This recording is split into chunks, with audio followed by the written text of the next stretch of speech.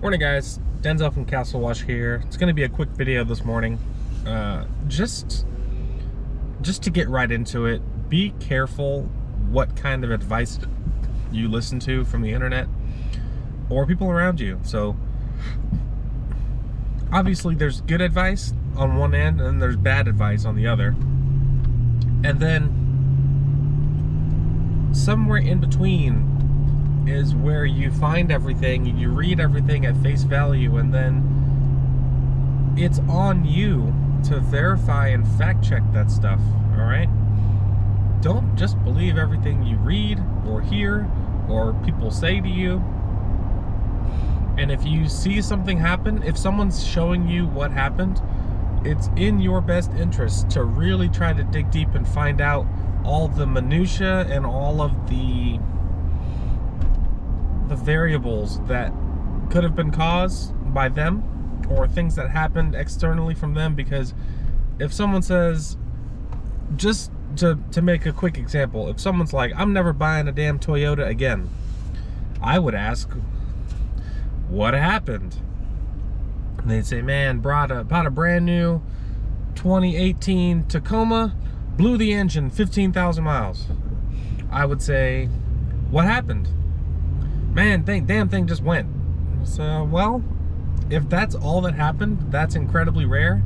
Go to Toyota and they'll put a new engine in it for you. Or if you make a big enough stink, they'll just give you another truck because they have a reputation to uphold. But if you can't prove to me that your dumbass had nothing to do with that, because that doesn't just happen. It doesn't just happen. There's always something, and everyone makes mistakes, but when someone says something about that, about a brand with that good of a reputation, it should, here's a big word, it should strain your credulity. Strain your credulity. How much credit are you going to give to that statement at face value and be like, oh damn, I guess I'll sell all 3 of my Toyotas and I'll take back everything that I've ever said about the 9 or 10 Toyotas my family's owned since the 1980s. I'll just throw all that away. And I'll support this jackass who blew his engine. I blame him. Anyway, that's not a real story, but I've seen that on the internet. People, they just have such no evidence, what do you call it? Such anecdotal evidence. You just gotta be careful. So anyway, let's get into an example of good advice. Here's some good advice for you. I was at the pressure washing shop the other day and I wanted to buy a 3/8 inline pressure gauge. 3/8 inline pressure gauge.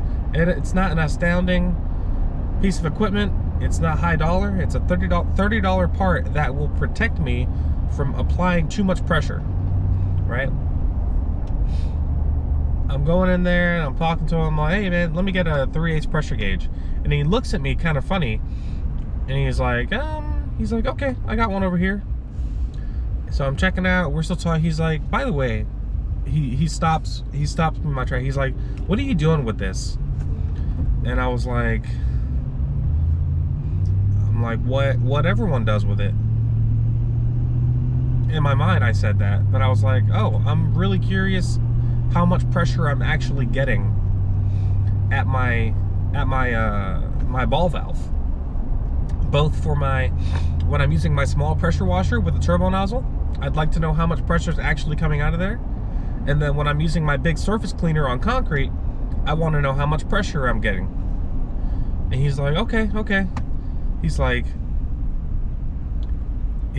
don't mess with your unloader on your big machine. And I was like,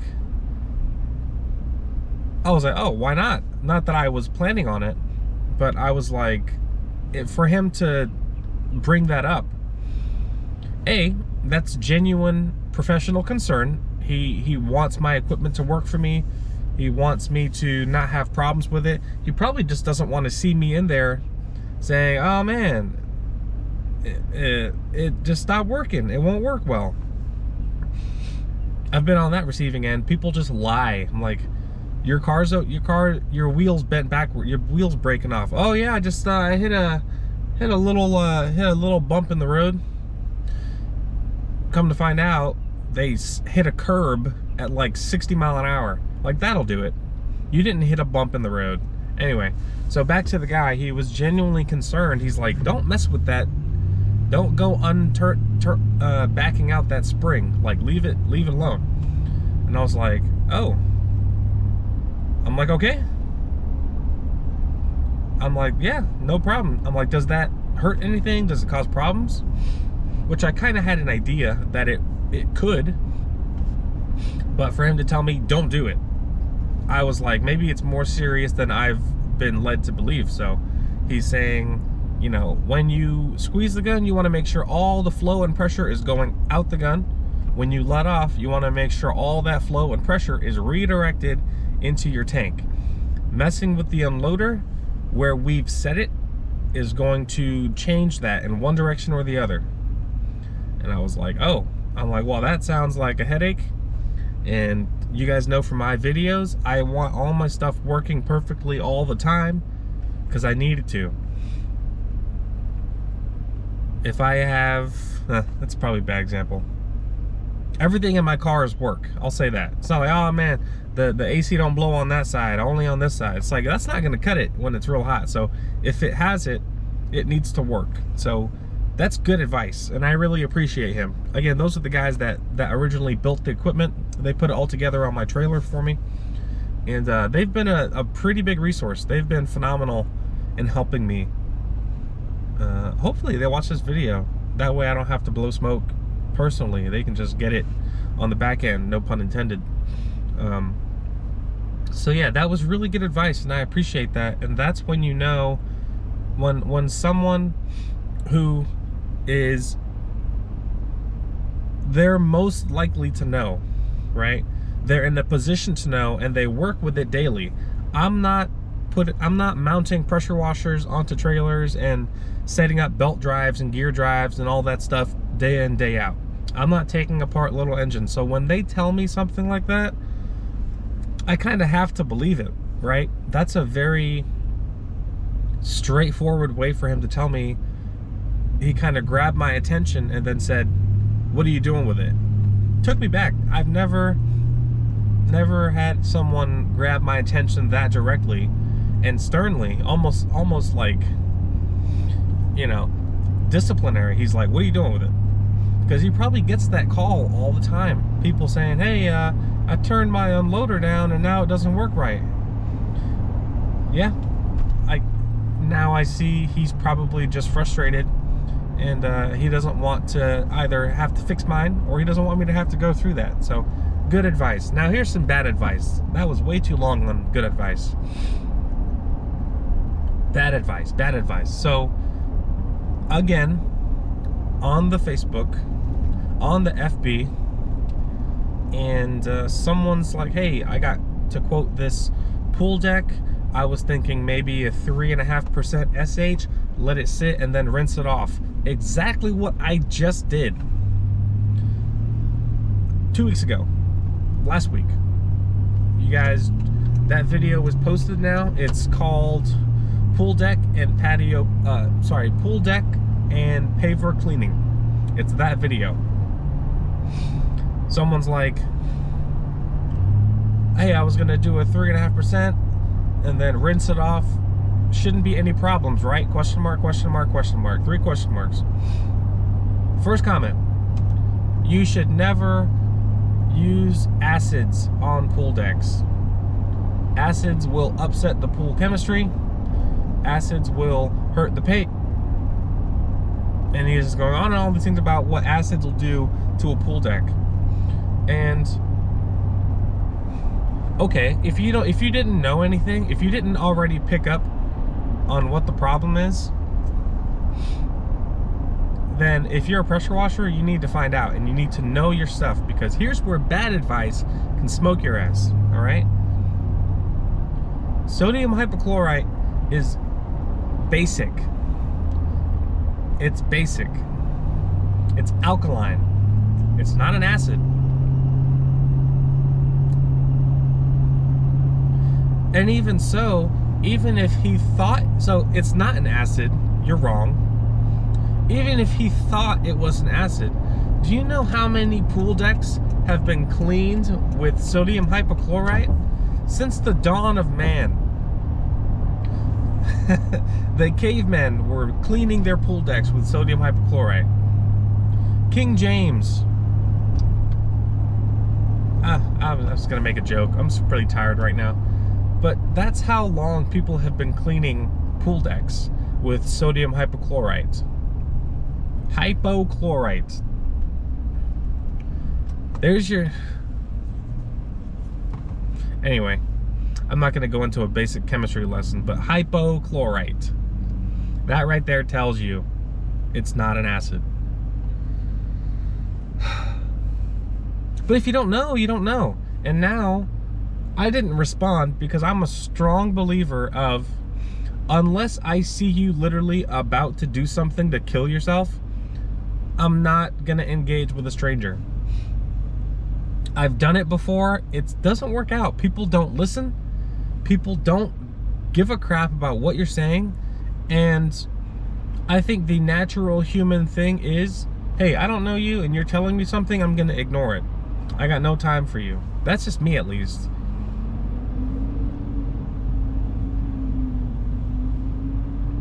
You have to really understand what we're doing here, guys.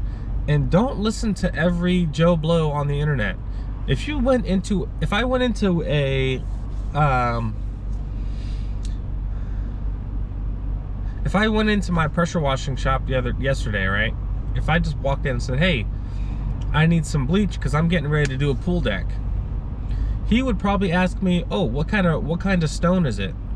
And I'd be like, I don't know, regular stone. It's not pavers and it's not concrete. He'd say, He's like, sodium hypochlorite will work, but you can always try this stuff too. That would be good advice. It's an option, and it's not like unnegotiably wrong. I don't know. I kind of lost track of this video, but that's the main difference between good advice and bad advice. Because someone with good advice who knows what they're talking about can speak from authority. The opposite of that is someone who's clearly wrong at face value, and then if you look into like why it's wrong on other levels, the fact that it's just totally unbiased. Because the worst, they say the worst lie has a little bit of truth. Well, the second worst lie is just someone who's flat out wrong and telling it, and now it's on the internet for thousands of people to see. I guarantee I'm going to see that question again, and now there's going to be other people saying, you should never use... They didn't do research. You should never use acids on pool decks. Well, it's not an acid.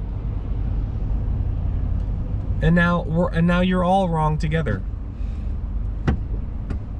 Gee whiz.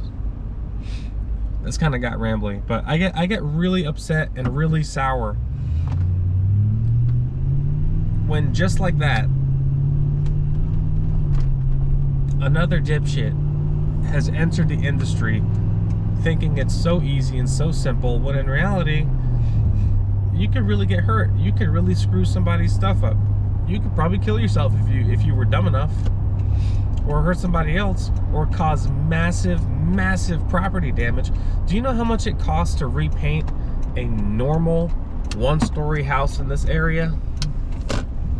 Normal one-story house, nothing too small. Let's say 2,300 square foot. That's how big the house I live in is. That's how big my house is. 2,300. It's about $3,000. About $3,000. Anywhere between 3 to 3.5, 3.8. Yeah, it's a lot of money.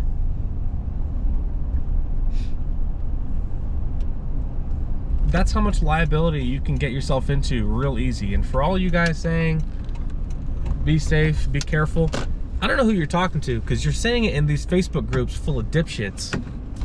Literally full of the least thinking people I've ever come around. Like I said, I'm only there to snipe all your photos when you screw up someone's new concrete. And then you're like, what do I do? I'm like, well, pray they like it. pray they like those swirly marks and they're like, oh wow, it looks good. Is that extra? In which case you say yeah, because you're gonna have to eventually shell out some money for some damn concrete. Hence why I got the ball valve. Not the ball valve, the inline pressure gauge. That right there shows you I'm trying to not be in that situation. But I got insurance anyway. I've got a $2 million aggregate insurance policy. $1 million per occurrence, 2 a year. And yet I'm the one doing the research and trying to figure this stuff out. And then I'm just seeing you guys, y'all, I'm just seeing you guys back and forth with bad information. And you guys are arguing about petty stuff that doesn't matter.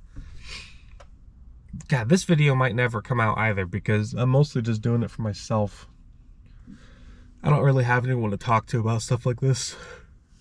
Ugh. Sorry for yawning in the camera too. I know that's not polite. Anyway, I'm at work. I might have a job for you guys this afternoon. A little pool deck. not even freaking joking. A little pool deck. We're gonna use some hot bleach on it. He told me it's pretty dirty.